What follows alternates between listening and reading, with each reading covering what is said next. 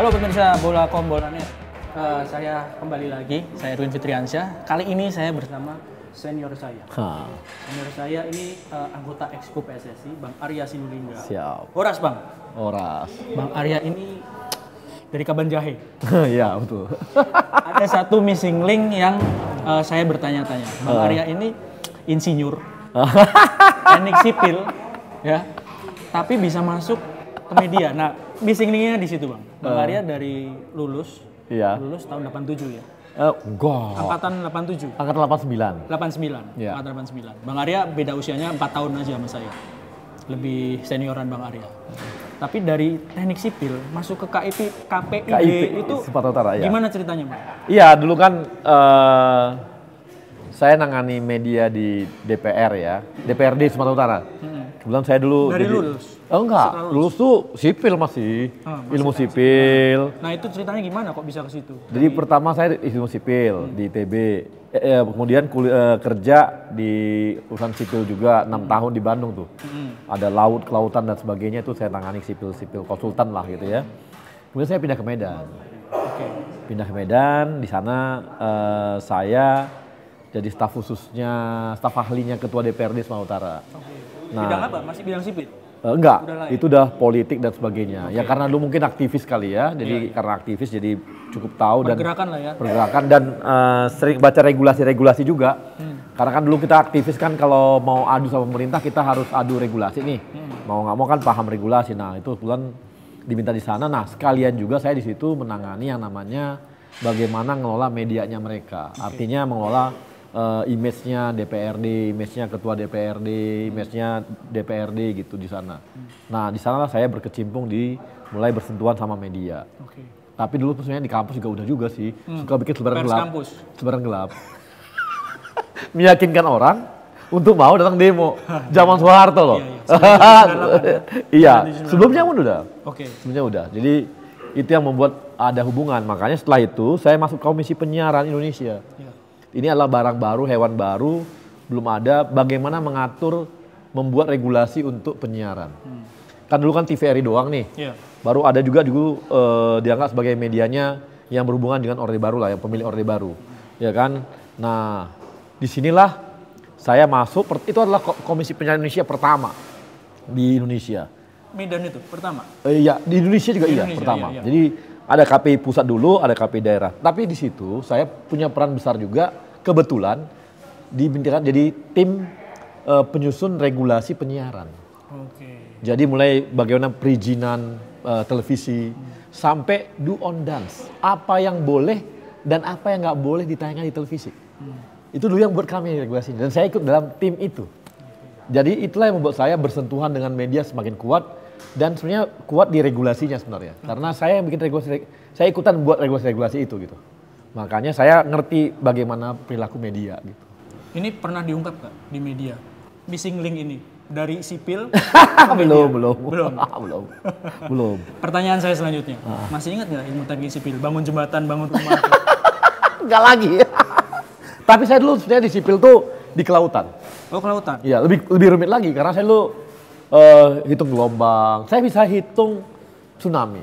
Hitung gelombang kapan nyampe di laut di sini saya bisa hitung. Jadi dari sana dia sampai sini berapa lama saya bisa hitung. Itu kerjaan Bang Arya waktu kuliah pelajarin itu? Iya, sampai saya bisa ngukur kekuatannya gelombang itu berapa. Sekarang tapi udah lupa? Nggak tahu. Udah lupa. Bang sebagai anak Medan, biasanya image-nya kalau anak Medan nih main bola, entah itu main beneran atau main sekedar main aja, atau main di kaki ayam, gitu kan. Bang Arya main bola nggak? Main bola waktu kecil main bola dong. Aku tebak posisinya gelandang bertahan bukan? Iya sih. Iya. Pokoknya bertahan, back, gelandang bertahan, itulah posisinya. Dan dulu kan begini, rumah saya itu dekat dengan yang namanya STO dulu namanya, Stadion Teladan Olahraga STO USU. Di situ saya bisa melihat yang namanya Badia Raja Manurung. Dia adalah pemain legend. Dia pemain Mercu Buana kan dulu. Dan dia adalah pemain Universitas Pertanian dulu itu. Saya ingat banget. Saya masih kecil nonton beliau gitu ya. Waduh, itu betul-betul tertarik. Dekat rumah saya betul lapangannya. Jadi sering saya lihat mereka latihan dan itu inspiring bagi saya gitu. Terus pertanyaan selanjutnya Bang. Bang Arya udah mapan sebagai salah satu petinggi lah di media lah ya. Makanya saya tadi bilang Bang Arya ini senior saya gitu. Karena mainnya akhirnya di media kan. Ngapain sih ngurus bola, bikin klub bola gitu? Bang Arya apa nggak kurang kerjaan gitu? Kan susah ngurus klub bola Bang, apalagi dari nol tadi Bang. Iya. Itu karena gini, saya sedih aja melihat kampung halaman saya itu, Sumatera Utara itu. Bang Arya nih Karo United ya? Iya sekarang Karo United. Jadi kenapa kok bisa PSMS kok nggak masuk Liga 1 gitu? Sementara di Jawa ada Persib, Persebaya dan sebagainya. Jawa Timur tuh berapa klub Liga 1? 5 atau sampai 6 kemarin. Iya. Sumatera Utara nggak ada. Makanya harus tuh, waduh, ketika saya lihat, wah ini kayaknya ada ribu-ribu lagi pengurus antara ini. Wah saya pengen bikin klub sendiri deh gitu, yang lebih modern. Dan saya bikin klub bola modern. Meskipun resikonya mungkin belum balik modal gitu. Modal mah udah nggak tahu lagi deh kita. Setelah masuk PSSI Bang, tadi Bang Arya bilang kan PSSI itu kayak perusahaan lah. Bang Arya kan juga sebagai staf sus BUMN bidang 3 ya? Iya, sus 3. Seperti BUMN gitu ya. Banyak lah pasti perusahaan yang di bawah BUMN. Kalau PSSI ini seperti perusahaan, ketika Bang Arya masuk, perusahaan yang seperti apa sih PSSI ini kemarin? Kan setelah Pak Erik memutuskan untuk, kita dapat laporan ya, Pak Erik dapat laporan, saya dapat dengar dari Pak Erik juga, itu posisinya minus misalnya. Keuangannya. Hutang di mana-mana. Saya alami itu ketika ada pemain naturalisasi, kita panggil ke sini, saya bilang pesanin tiket. Bilang apa? Maaf, kita di blok sama travelnya. Karena kita belum bayar hutang. Itu baru travel ya, belum hotel, belum apa. Belum. Wah, gila nih gitu. Atau juga ada pemain, udah kamu kesini aja. Nanti kita bayarin deh, sampai sini kamu, reimburse gitu ya. Tahu dia bilang, wah, yang lalu aja belum dibayar. Waduh, ini aja hal-hal sederhana aja kita babak belur gitu. Itulah sebuah, itu hal kecil menggambarkan bagaimana manajemen di PSSI dibangun gitu. Dan makanya ketika Pak Erik masuk ya dia benahi semua. Dan dia ketika banyak tagihan dan sebagainya kejadian, ya udah audit dulu. Dia auditnya karena ini nggak tahu kemana dan sebagainya, apalagi ada kejadian terbaru lagi tuh digugat di pengadilan lagi masalah hak siar dan sebagainya. Wah ini kita audit investigasi ada apa sih di situ gitu. Nah, dan terus berjalan nih masih ya? Lagi berjalan, karena investigasi bukan hanya audit keuangan. Jadi dari situ bisa kita lihat bagaimana manajemen dibangun. Dan ketika di dalam juga saya ngobrol sama teman-teman exco yang lama ya, ketika Pak Erik itu diskusi sama mereka gitu ya, mereka bilang kita nggak pernah loh diajak diskusi seperti ini, meeting seperti ini, kata gitu. Nggak ada loh kayak gini, jarang loh kayak gini, kita nggak dilibatin gitu.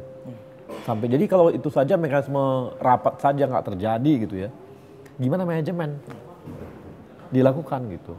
Ya ini yang kita lihat dari sisi manajemennya memang mau nggak mau harus banyak diperbaiki, gitu. Ini kan semangatnya bersih-bersih, memperbaiki gitu. Dan di PSSI sendiri nggak orang-orangnya tetap masih ada orang-orang yang lama. Iya. Dalam logika saya yang sudah meliput ke PSSI beberapa lama, orang-orang lama ini sama sebetulnya nggak sih Bang sama BUMN ketika Pak Erik dan jajarannya masuk itu banyak orang lama yang punya kepentingan segala macam. Menghadapinya gimana Bang? Gini, Pak Erik itu kasih pesan loh ke kami semua. Oke, kita sekarang baru, kita lihat ke depan. Kita lihat ke depan. Kalau ada apa-apa, baru saya tindak. Gitu. Kalau ada apa-apa, baru saya tindak. Artinya ada kesempatan untuk melakukan perubahan. Jadi beliau makanya percaya. Beliau memberikan kepercayaan kepada mereka semua. Walaupun banyak isu orang lama begini enggak. Pak Erik itu orangnya seperti yang beliau lakukan di BUMN. Kalau dilihat di BUMN, berapa persen sih manajemen baru? Manajemen lama juga, tapi ternyata sekarang BUMN bisa untung loh. Untung terbesar dalam sejarah. Artinya orang lama juga loh. Bisa juga tuh. Nah artinya ketika dikasih kepercayaan, dikasih kontrol yang baik, dikasih warning yang baik, Pak Erik itu percaya bahwa ini bisa perubahan di PSSI. Dan kalau nanti ada sesuatu, oh maaf gitu loh, maaf ya, gitu aja udah. Ada yang frontal nggak, Bang? Enggak. Nggak ada? Nggak ada. Frontal misalnya, wah gue nggak mau nih begini. Enggak. Nggak ada? Oke semua. Berarti pendekatan personalnya bagus dong? Iya. Pak Erick itu kan soal pendekatannya bagus dan beliau menghargai. Dan beliau memberikan tanggung jawab ke semua exco juga ya. Jadi orang lihat, ini kayaknya yang kerja Arya Sinulinga sama Pak Erick aja. Oh salah itu. Salah besar. Semua kerja. Tapi masing-masing kan bagiannya ada. Yang muncul di publik kan saya, memang tugas saya. Jadi wajar kalau saya muncul di publik. Bukan berarti yang lain nggak kerja gitu. Mereka kerja semua, masing-masing punya bagian masing-masing. Jadi memang sudah by design bahwa Bang Arya yang menjadi juru Iya, bicara gitu. iya. Karena pengalamannya. Ya pengalaman dan sebagainya. Jadi itu mudah-mudahan bisa Seorang media, pengalaman, kenal sama teman-teman wartawan ya tahulah hatinya wartawan kan kita tahu ya. Karena kita dari situ juga kan kita ngerti gitu. Jadi sekarang saya sama teman-teman media saya kan selalu terbuka. Ada waktu saya akan cerita. Semua saya cerita latar belakangnya dan sebagainya. Tapi ya ada yang saya bilang bahwa ini boleh dinaikkan ke publik, mana yang boleh, mana yang enggak. Tapi Anda semua harus tahu latar belakangnya. Jadi bukan ujuk-ujuk hanya sekedar cerita berita gitu. Tapi tahu kenapa sampai ini terjadi, kenapa sampai ini terjadi, itu semua tahu. Misalnya kasih contoh. Ada pemain naturalisasi. Yang namanya, saya sebut lah yang dia nggak jadi gitu. Sama wartawan saya cerita apa adanya. Tapi saya bilang jangan publik. Karena kita menjaga etika dan sebagainya. Dan teman-teman wartawan, hampir semua teman wartawan tuh yang hadir paham semua kenapa sampai orang itu nggak jadi. Jadi betul-betul kita, tapi kan mereka paham. Dan saya bilang jangan dibuka karena nggak bagus secara etika. Tapi mereka tahu. Gitu. Sebagai orang yang istilahnya dimajukan oleh Pak Erick ya untuk menghadapi media, untuk menghadapi publik, termasuk supporter juga gitu. Contohnya waktu Indonesia batal jadi tuan rumah Piala Dunia gitu kan. Kan Bang Arya yang ada di depan gitu, yang menjelaskan selain Pak Erick juga gitu. Apa yang paling susah sampai sejauh ini ketika menghadapi momen apa Bang Arya ngalamin? Ini seru ya, saya sih lihat supporter ini seru banget. Semua itu ngomong ya. Mereka itu kayak kerubungan gitu. Tapi ternyata kalau kita layani dengan baik, kita terbuka, kita beritahu apa yang kita kerjakan, dan mereka tahu apa sih hambatannya, kita jangan kasih janji sama mereka. Saya rasa mereka paham. Seperti yang kemarin lah saya katakan ya bahwa kita bahaya loh posisinya ini ketika kita gagal melaksanakan Piala Dunia misalnya. Tapi kita akan berjuang nih, gitu loh. Tapi yang berat saya beritahu beratnya mana. Jadi kita nggak mau mimpi bahwa Pak Erick ini kan bagus ya lobbynya ya, pasti dia akan berhasil di FIFA. Enggak, kita nggak pernah ngomong seperti itu. Kita ngomong apa adanya bahwa ini loh risiko yang akan kita hadapi. Tapi kita akan berjuang. Paling tidak publik udah mengetahui apa yang bakal terjadi yang paling berat. Sehingga ketika mereka menghadapi kalau tidak dapat yang berat pun mereka udah siap. Untuk menghadapi supporter ataupun kritikus atau nyinyers yang garis keras gitu, kan Bang Arya sebagai jubir juga pasti. Yang dilakukan apa biasanya? Saya selalu tanggapin dengan baik. Kalau udah mulai nyinyir, saya nyinyirin balik. Karena gini, kita kan nggak ada beban ya. Kalau keras balik juga, Bang? Keras balik juga. Saya nggak ada beban ya, kita nggak ada beban karena kita kerja di PSS ini tulus-tulus saja. Nggak ada namanya kita cari sesuatu ataupun cari pendapatan, enggak gitu ya. Jadi ya tulus-tulus saja, santai aja dan nggak ada beban dan nggak ada apakah saya akan ngejar proyek atau apa, enggak, jadi cuek-cuek aja, santai banget. Jadi makanya saya ketika ngomong sama publik, ngomong sama yang kritikus, yang nyinyiran dan sebagainya, saya apa adanya aja. Nggak ada sesuatu yang saya tutupin. Tapi kalau mereka mau lebih, kan kadang-kadang kalau di grup WA misalnya gitu ya, atau di online, kan saya susah untuk terbuka gitu ya. Saya ngajak, ayo kita minum kopi-kopi. Supaya saya bisa cerita apa adanya gitu. Tapi bukan untuk dibawa keluar-keluar, tapi supaya teman-teman tahu gitu. Saya sih oke-oke aja gitu. Karena kadang-kadang saya lihat banyak yang nggak sadar, nggak tahu dan sebagainya. Akhirnya seenaknya, bukan sebenarnya begini. Mungkin dari dulu terbiasa kali ya dengan pola seperti itu dan nggak ada yang nanggapin, akhirnya itu terus terjadi. Tapi ketika kita nanggapin dengan baik dan saya sih ini ya dengan terbuka, ayo gitu. Tapi jangan nanti kutipan saya tuh dipakai untuk kemana gitu, jangan gitu. Tapi kan kadang kita nggak bisa jamin kalau di WA kan. Itu gimana Bang? Nah makanya saya terpaksa membatasi, nggak mungkin saya buka semua. Tapi kalau dia mau ketemu sama saya, ngobrol, ayo rame-rame kita diskusi, ayo. Saya terbuka saya untuk apapun gitu. Pernah ada yang berani nggak Bang? Sampai sejauh ini ngajak ngopi terus ada yang ngopi, ayo Bang ngopi yang. Ada nggak bro?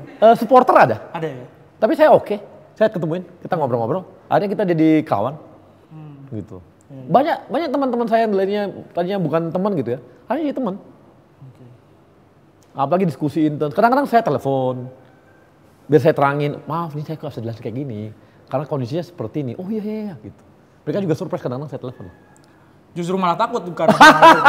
Beraninya di WAG aja gitu. Begitu telepon, aduh mati gue nih. Enggak, kadang-kadang perlu jelasin ya, mereka tahu. Saya sih orangnya nggak ada ini ya. Kita nggak ada, Pak Erik itu buat kita, meminta kita untuk sangat terbuka ya. Banyak sih yang bilang, nggak usah ditanggapin capek buang-buang waktu. Bagi saya nggak, memang harus ditanggapin. Nggak boleh ada, bagi saya, kita kan tahu ya, 1000 kebohongan akan jadi satu kenyataan. Dia nggak benar, bukan kenyataan, dia nggak benar. Lama-kelamaan akan menjadi kebenaran. Dia nggak benar. Nah, satu cara lah kita harus meluruskan itu, informasi yang nggak benar itu. Kalau nggak nanti jadi kebenaran ya orang. Saya selalu prinsipnya seperti itu dalam komunikasi, gitu. Agak berbeda, orang bilang mungkin, ya karena dia mungkin bukan orang media kali ya. Iya. Atau bukan latar belakang media, makanya mungkin seperti itu, menahan diri. Kalau saya sih enggak, saya tanggapi aja. Saya jelasin. Kadang-kadang orang sebelah sama saya, tapi ya konsekuensi aja. Bukan kadang-kadang, sering mungkin Bang. Nah, sering. Tapi untuk menyampaikan kebenaran itu kan resikonya Resiko itu. Nggak, toh saya bilang saya bukan cari pencitraan kok. Saya bukan cari untuk jadi popularitas gitu ya. Kalau popularitas saya yain aja semua. Ini enggak, saya lawan juga, saya hadapi juga. Bang Arya orangnya gampang kepikiran nggak? Artinya kepikiran terus nggak bisa tidur, terus jadi beban gitu? Enggak kayaknya ya? Enggak ya? Enggak. Sehari tidur berapa lama? Ya memang 6 jam sih, 5 jam 6 jam lah. Cukup, 5 jam cukup dan itu udah cukup banget. Bagi waktunya gimana Bang? Nah, saya PSSI, BUMN, belum komisaris, dirut apa gitu. Ngelayanin kayak gini gitu kan? Ya, gimana Bang? Saya yang kunci pertama adalah saya bisa pilih-pilih mana yang prioritas. Yang paling sulit itu adalah mengerjakan yang paling penting. Semua penting, tapi mana yang paling penting? Nah itu yang selalu saya lihat, saya bisa milah-milah itu. Kemudian akan langsung saya kerjakan. Nggak ada yang namanya pekerjaan tertunda. Jadi saya di sini mau berterima kasih. Ini Bang Arya mau diajak nongkrong begini, berarti ini termasuk prioritas. Terima kasih Bang Arya. Siap. Bang, dua pertanyaan terakhir. Olahraganya apa sekarang? Saya masih lari. Kadang-kadang ya, inilah ya, untuk buat fitness. Tapi bukan fitness di luar, di rumah aja. Ya push up, sit up gitu ya. Makanya badannya masih proporsional. Kalau itu ada lagi yang lebihnya. Saya puasa. Senin Kamis? Bukan Senin Kamis, saya puasa 18 jam sehari. Oh 18 jam sehari? Tiap hari. Cuma 6 jam doang saya terbuka. Makan. Minum tapi Mas? Minum iya. Minum iya. 18 jam itu minum terserah? Oh kalau di alam Muslim itu minum terserah, minum kopi, minum teh. Air putih boleh, teh boleh, kopi boleh, tapi nggak pakai gula. Setiap hari? Setiap hari. Oke. Malah sekarang saya hanya makan daging dan ikan. Tapi nggak makan nasi, nggak makan sayur. Sama sekali? Sama sekali. Udah berapa lama ini? Kalau yang puasa ada 3 tahun. Ini dari rubrik olahraga ke rubrik kesehatan? Iya. Jadinya Tapi ternyata ini, saya kemarin dites semua gitu ya, sehat banget. General check up? Sehat banget, gara-gara saya puasa. Lari berapa? Oh kalau lari saya setengah jam aja. Setiap hari itu? Enggak tiap hari, ya seminggu 3 kali lah.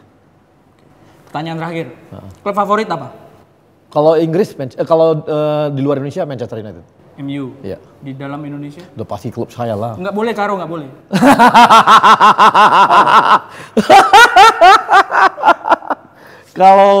Kalau itu, ya kalau dulu sih pasti PSMS. Cuma karena seorang PSMS saingan ya nggak akan lagi dong. Klub sayang saya sekarang kalau saya tuh Persib sama Persija lah. Persija apa boleh buat memang. Kalau Persib saya kan lama di Bandung ya. Kalau Persija kan saya tinggal di sini, jadi ya harus Persija dong. Oke, terima kasih Bang Arya. Waktunya siap. Di tengah kesibukannya Sama-sama. sudah mau datang ke sini ngobrol bersama kami. Sama-sama. Ketemu lagi insya Allah kapan-kapan dalam keadaan yang harus lebih baik. Ya, dan tetap sehat. Tetap sehat, tetap semangat. Bang Arya, mau lihat deh. Bujur. Terima kasih. Sampai ketemu lagi. Ya.